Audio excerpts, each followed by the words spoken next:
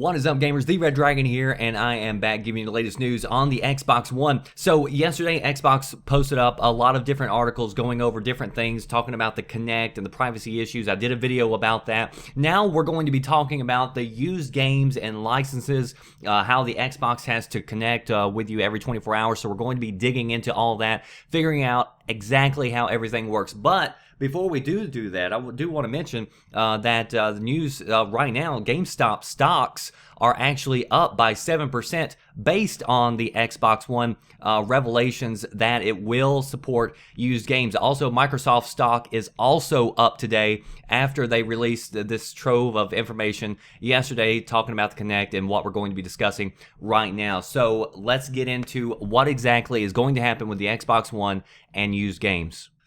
So let's start off by talking about how you're going to get your game. One, they say disc or digital same day, which no big surprise. Sony's already doing that. So you will have the opportunity if you want to go to the store and buy the disc, or if you want to just download it digitally at midnight, then you'll be able to do that. They also say that you can access your entire games library from any Xbox One, no disc required. After signing in and installing, you can play any of your games from any Xbox One because a digital copy of your game is stored on your console and in the cloud. So for example, if you're logged in at your friend's house, you can play your games. So you would have access to all of your games. You don't have to carry around your disc with you. Now, one question that I have is, if the games are stored on the cloud, what exactly is being stored on your Xbox hard drive? Or I mean, is that where you can, I guess, play some games offline? I guess if you download it onto your console, if you're not connected to the cloud, then you could have access to those games. So maybe that's where that comes in handy. But it looks like you'll be able to install full games onto the cloud if that's what you want to do. It also says you'll be able to share access to your games with everyone inside your home, your friends, your family, guests, acquaintances, unlimited access to all of your games. Anyone can play your games on your console regardless of whether you are logged in or their relationship to you. It says you can give your family access to the entire games library anytime, anywhere. Xbox One will enable new forms of access for families. You can have 10 members of your family can log in and play your shared games on any Xbox One. Now, I'll be honest with you, this is one part where I still don't know exactly what the hell Microsoft is talking about by being able to come up with family members and designate 10 people who can log in. Like, what does that even mean? Does that mean that I can say Lost in Place is my uncle, and, you know, even though he's not, would he have access to my games? Because it says from any Xbox One, and it acts like you don't have to be there, so I don't know. I don't get how that exactly is going to work. I do see probably where some people would be willing to, with their super close best friends, be able to provide them their login information where you could log in into somebody else's account and play all of their games. I can definitely see people doing that to try to get away, but you better be sure that they are really your friend before you give any information like that or try to log in. Xbox One will allow you to trade in and resell your disc-based games. It says today some gamers choose to sell their old disc-based games back for cash and credit. We designed Xbox One so game publishers can enable you to trade in your game at participating retailers. So let's take a look at that sentence. It says game publishers, it's up to them to decide whether or not you can trade or not trade.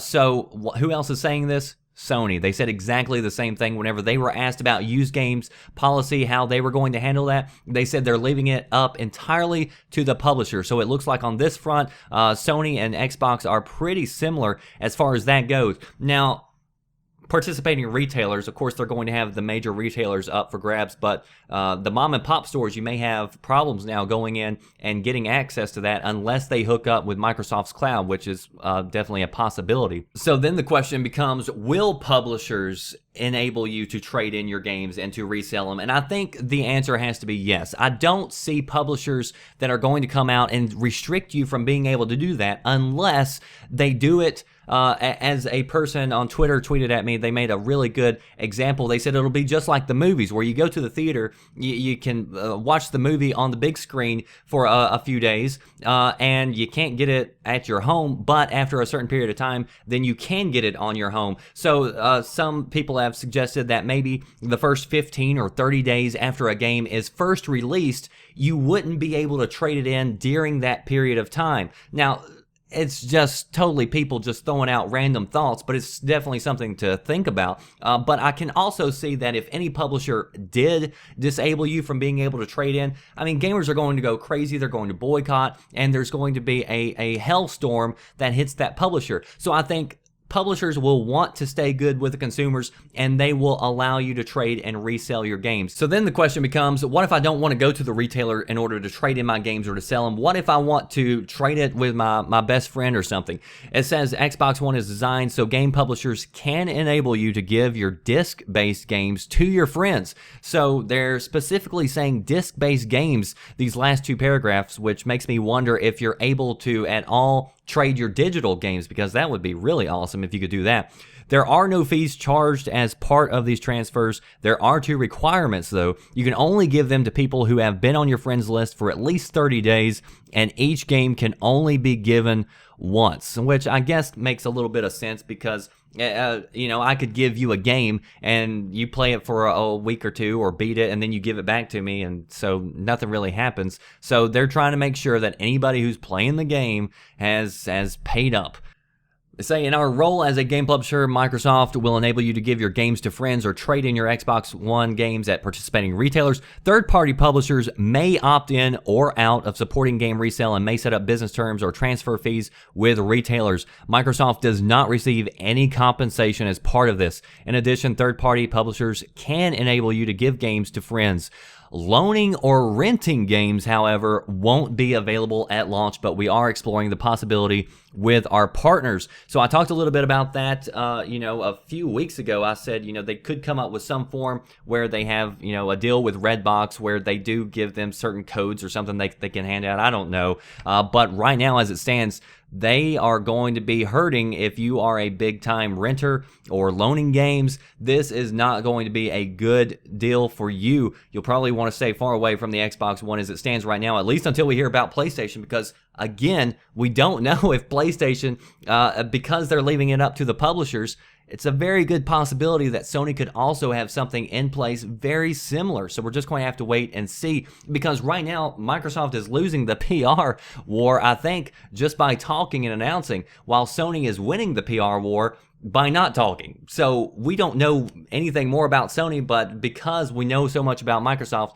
people are jumping the ship to Sony, which gives Sony a great possibility in order to change things around, because they can see what is happening with Microsoft, and it would be in their best interest to do away with anything like this and to be able to tell you, hey, if you're on the PlayStation 4, you can go rent games. You can go buy used games. You don't have to deal with any of this crap. And that would be a huge selling point for the PlayStation 4. And if I was Sony, I would definitely take a look at that if I could. But again, this could be a deal that was worked out with publishers, because the publishers are really the ones who want their money from their games. So it's really up to them. And if both Microsoft and Sony are saying, hey, our hands are clean, we're leaving it up to the publishers, they're the bad guys here, it's going to be interesting to see. They go on to further say from time to time Microsoft may change its policies based on feedback. So basically everything we just told you, if you didn't like it, hey, there's a chance that we'll change it, blah, blah, blah. So now let's get into the networking, connecting to the internet. A lot of people were concerned because they said Xbox One is always on and always has to be connected to the internet. Now we're getting the fine details about this. First, what kind of connection do you need? Because a lot of people have said that their internet connection sucks. They're worried about being on the cloud and how that'll work because you need a great connection. They're saying for an optimal experience, we recommend a broadband connection of 1.5 megabytes, which isn't very much at all. They said that the average around the globe was 2.9, so they're thinking that they're not going to have a problem. And I do want to mention that I've been around since the Xbox Live originally launched. And I can also remember whenever Xbox Live was launched, they said that you had to have a broadband connection. And you know what people said? They said Xbox Live will never work, because how many people don't have a broadband connection at the time? Because at the time, there were still a lot of people on dial-up and other forms that were not anywhere near the connection speed. But Microsoft, they still went full-fledged ahead in that direction and said, no, if you don't have a broadband connection, then you're not going to be playing the Xbox One, and we're not selling to you, So with this, they're again going after the people with the internet connection, and they say you at least need a 1.5 megabytes. So they also say that it has to check in every 24 hours in order to see if any games have been transferred, have been traded in, you have given a game to your friend, or you've gotten a game. So that is why the internet connection is in place, that it has to check every day, once a day at least. Now, a lot of people have been getting upset saying, you know what, my internet goes out, sometimes, and what if it's down and blah, blah, blah. Like, if your ISP is down for more than 24 hours on a regular basis, you might want to look at getting a new ISP, because there are some major issues with that company. But, I can also understand the people who say, I go on trips and I bring my Xbox with me and all that. And for those people, yeah, this does suck, especially if you're going somewhere without an internet connection. For me, I've never unplugged my Ethernet cable until I was moving, and whenever I moved, I finally had to unplug it. But otherwise, it really does stay connected all the time. And they said if you don't connect to the internet, you can still watch TV, watch movies, and do some of the other things without that. But as far as gaming is concerned, games is where it has to log in to check to make sure that you haven't traded or sold or anything else like that. So there you have it, the latest news on the Xbox One concerning used games and internet connection. Post below, let me know what you think. Do you think this is better, worse, same? What do you think about the latest news from Microsoft? And also, what is Sony going to do? Sony, what's PlayStation going to do? Are they going to smarten up and change a lot of this stuff and really come out and say, hey, this is the console for gamers? Or are they going to follow in line with Microsoft and give a lot of power to the publishers, and also, maybe change the way we all think about used games in the future? So post your comments below. Also, if you want the latest news, be sure you check out VGN, videogamesandnews.com. The links are in the description box if you want to go read these articles for yourself. That does it for me, The Red Dragon. I'll see you next time. Thanks for watching.